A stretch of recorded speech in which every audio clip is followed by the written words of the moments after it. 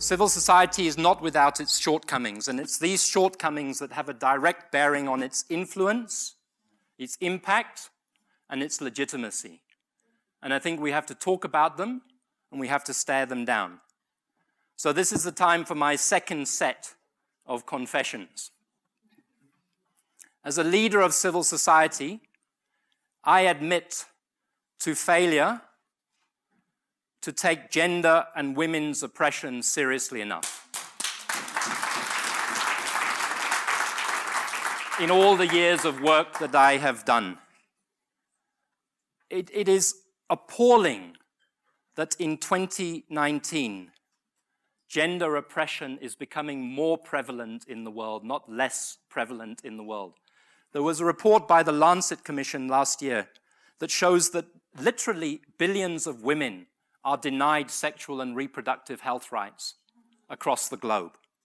Now, you can't deal with social justice if you don't deal with gender and women's oppression. And that doesn't just mean paying lip service to it. It means building it into all your strategies and thinking. It means thinking, as far as I'm concerned, and I don't know yet what this means. It means thinking differently. It means reconceptualizing social justice. One of the things that woke me up to that was I read this lovely book a few years ago called Outsiders, 5 Women Writers Who Changed the World. It's a beautiful book about Olive Schreiner, Virginia Woolf, Mary Shelley, Emily Bronte, and so on. But, you know, as I read that book, one of the things that struck me is, what if as much attention had been given to Jenny Marx and Eleanor Marx as to Karl Marx by the world? What if as much attention had been given to Olive Schreiner as Vladimir Lenin? Olive Schreiner wrote a book called Women and Labor, full of insights and ideas.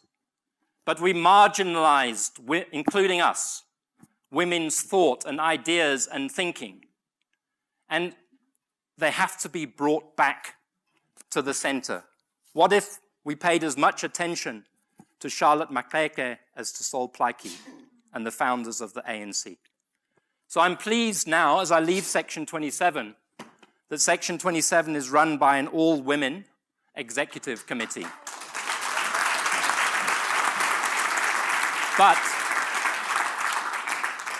And that's great.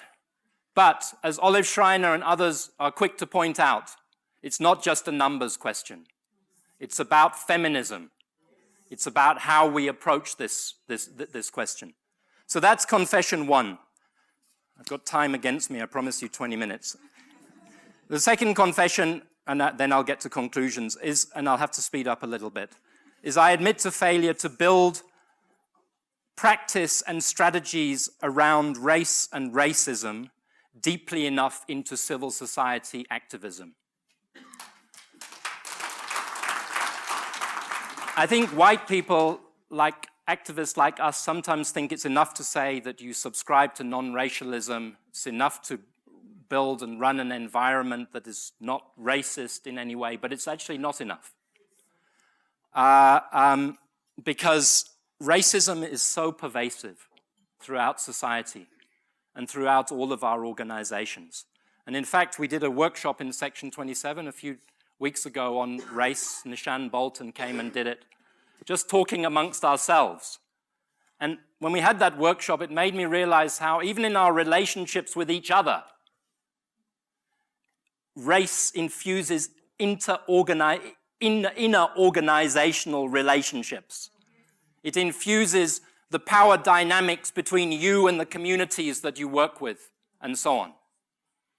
And race and racism is so prevalent.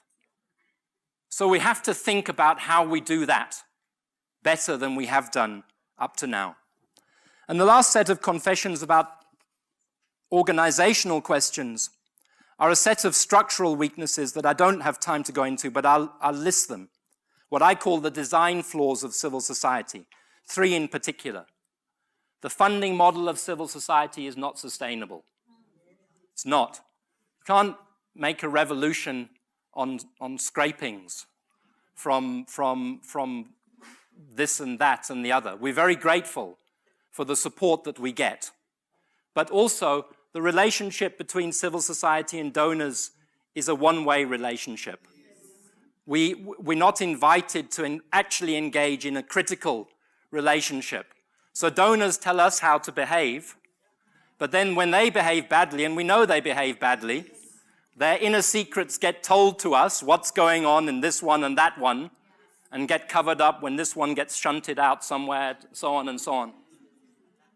It's a different story. It has to be a relationship of equals, but it also has to be one where the donor relationship doesn't kill activism. You know, I remember, and she won't mind, she was due to be here tonight, but Vuyiseka, when she became the General Secretary of the Treatment Action Campaign, Vuyiseka Dubula, how difficult the donors made it. On the one hand, they say, we want black women leadership. Then you have a black woman leader as the General Secretary, and they're unforgiving. And they want to turn an activist into a bureaucrat. And that will not do. The second thing about civil society is that we have to make sure we don't become disconnected from mass movements of the poor. There's a danger. There's a danger of NGOs setting the agenda and not social movements. That can't be the way that it is. And the final thing that I want to say is we have to be as professional as our opponents. But professionalization doesn't mean mimicking the private sector. I'm very glad my comrade Anele here has refused a medical aid as the General Secretary of the Treatment Action Campaign. We all take our medical aids, and we can be forgiven for it. But if you're on a medical aid, you don't understand what it means to be a public healthcare sector user in this country. You know, Marx or somebody said conditions determine consciousness. If you have a stake in the status quo, which many of us do, then you become risk averse to disrupting the status quo. We have to take risks. Whether it's death at the barrel of a gun or death at the bottom of a pit toilet, it's still death. And that type of atrocity requires that we take risks. So these are issues that I don't think we can afford to ignore. I'm not raising them. They shouldn't be used to beat ourselves up. They should be used to build ourselves up. And that's to enhance our ability to act and to go to scale. I don't have time to unpack this, but part of the reason why I think our accomplishments are often limited is because we've become trapped in behaviors and strategies.